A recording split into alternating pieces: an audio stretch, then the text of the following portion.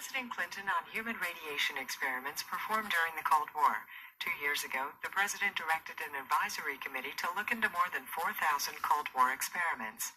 At this 25-minute briefing on the release of the report, you'll also hear from Energy Secretary Hazel O'Leary and Ruth Faden, head of the advisory panel. That with us are many family members of citizens who were subject to human radiation experiment and some of the advocates who represent them. Their presence signifies that this administration's commitment to meeting our obligations of power, our willingness to share information, to respect the right of people to know the facts, the responsibility to limit secrecy, and that which is truly essential, and that is to make those who were wronged and harmed whole. When President Clinton came to Washington, he was dedicated to the task of rebuilding the relationship of trust between the citizens and its government. Why did we do this? Why did the president direct his administration to open the doors on human radiation experiments? I believe that this openness puts us in a position as a nation to close many chapters of the Cold War, just as the president did by ending nuclear weapons testing for the United States. And today, another step of that openness is coming clean on the human radiation experiments. When the president appointed the advisory committee, he committed our whole government to a massive record search, which included some 840,000 pages and the declassification of some 3,020 documents. And we've made available to the American people these government records because they strike at the heart of the relationship between the American people and their government, and whether the government misused individual citizens. A report that tells the story of radiation experiments involving human subjects funded by the government. For the past 18 months, the advisory committee members and their staff have devoted much of their lives to this investigation, is to review the documents going back for decades. Today, they give us their best judgment as to whether persons were wronged. Other members of the Human Radiation Interagency Working Group, on behalf of my 13 colleagues on the advisory committee, I am proud to submit our final report. We worked extremely hard over the last 18 months in order to inform you and the American people about what really happened to radiation research subjects in the Cold War period.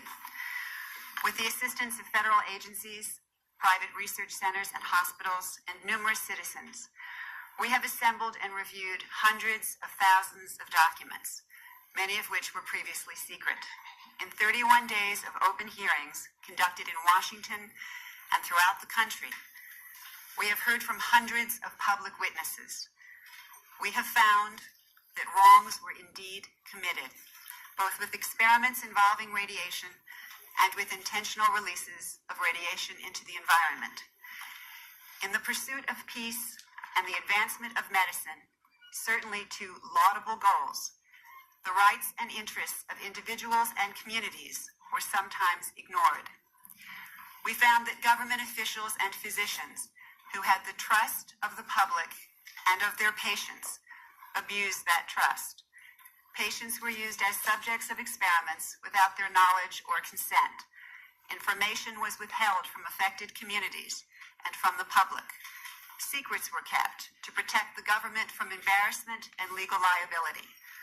While the radiation doses in the experiments we studied were usually low, and officials and scientists were often concerned about risk, we do not believe that excuses the wrongs that were done.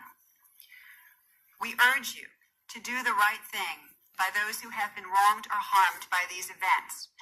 In our report, we recommend for your consideration guidelines for compensating former subjects.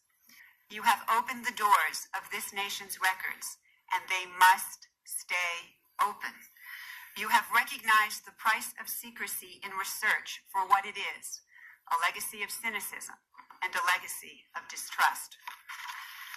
If we are to keep faith with those who have suffered, we must do everything possible to guarantee that what happened to them never happens again. I urge you to carefully review the committee's findings and recommendations. Both the government and research institutions must do all they can to protect our fellow citizens. If this committee's work is to mean anything, it has to be that 50 years from now, there does not have to be another presidential committee charged with investigating allegations of abuses of human subjects. There should never be another such advisory committee. Information must not be concealed again from people in their own time, so that it takes 2 generations for the truth to come out. Mr. President, your leadership in this area has been indispensable.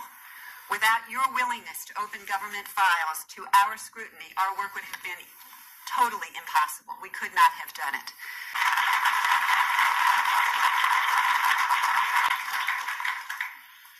Remember the first time we put this committee together, I looked, I said, that's a pretty distinguished outfit. I wish I could give them 5 or 6 jobs to do. I saw this committee as an indispensable part of our effort to restore the confidence of the American people in the integrity of their government. That at the very least, they could trust the United States government to tell the truth and to do the right things. We have declassified thousands of government documents, files from the Second World War, the Cold War, President Kennedy's assassination. These actions are not only consistent with our national security, they are essential to advance our values. So, to me, that's what this is all about. And to all those who represent the families who have been involved in these incidents, let me say to you, I hope you feel that your government has kept its commitment to the American people to tell the truth and to do the right thing. The United States government actually did carry out on our citizens experiments involving radiation. That's when I ordered the creation of this committee. Dr. Fayden and the others did a superb job. They enlisted many of our nation's most significant and important medical and scientific ethicists.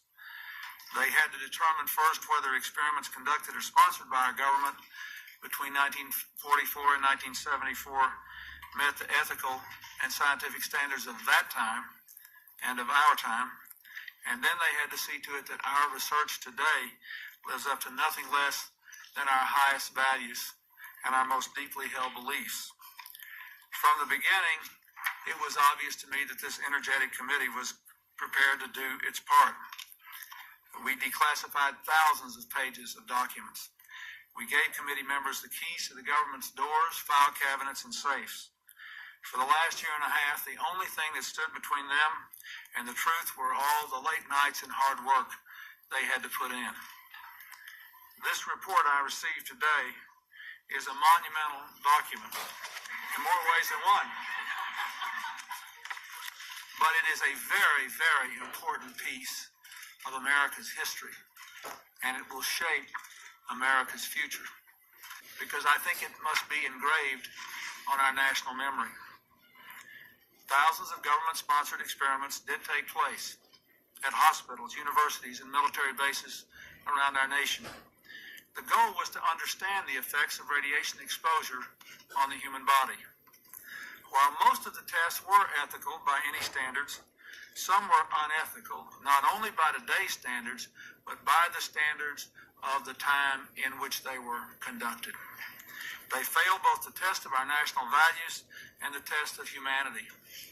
In one scientist injected plutonium into 18 patients without their knowledge. In another, doctors exposed indigent cancer patients to excessive doses of radiation, a treatment from which it is virtually impossible that they could ever benefit. The report also demonstrates that these and other experiments were carried out on precisely those citizens who count most on the government for its help, the destitute and the gravely ill. But the dispossessed were not alone. Members of the military, precisely those on whom we and our government count most, they were also test subjects. Informed consent means your doctor tells you the risk of the treatment you are about to undergo. In too many cases, informed consent was withheld. Americans were kept in the dark about the effects of what was being done to them. The deception extended beyond the test subjects themselves to encompass their families and the American people as a whole. For these experiments were kept secret, and they were shrouded not for a compelling reason of national security, but for the simple fear of embarrassment. And that was wrong. Those who led the government when these decisions were made are no longer here to take responsibility for what they did.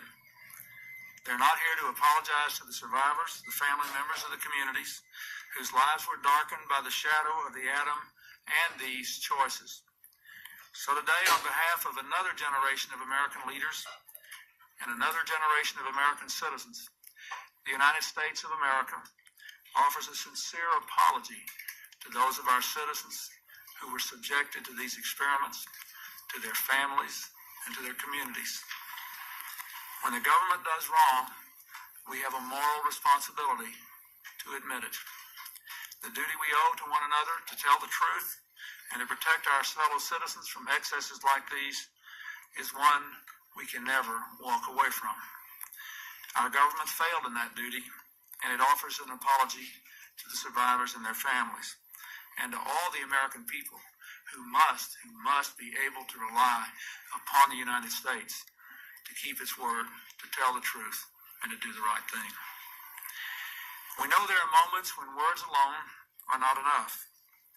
That's why I'm instructing my cabinet to use and build on these recommendations, to devise promptly a system of relief, including compensation that meets the standards of justice and conscience. When called for, we will work with Congress to serve the best needs of those who were harmed. Make no mistake, as the committee report says, there are circumstances where compensation is appropriate as a matter of ethics and principle. I am committed to seeing to it that the United States of America lives up to its responsibility. Our greatness is measured not only in how we so frequently do right, but also how we act when we know we've done the wrong thing, how we confront our mistakes, make our apologies, and take action. That's why this morning I signed an executive order instructing every arm and agency of our government that conducts, supports, or regulates research involving human beings to review immediately their procedures in light of the recommendations of this report and the best knowledge and standards available today, and to report back to me by Christmas.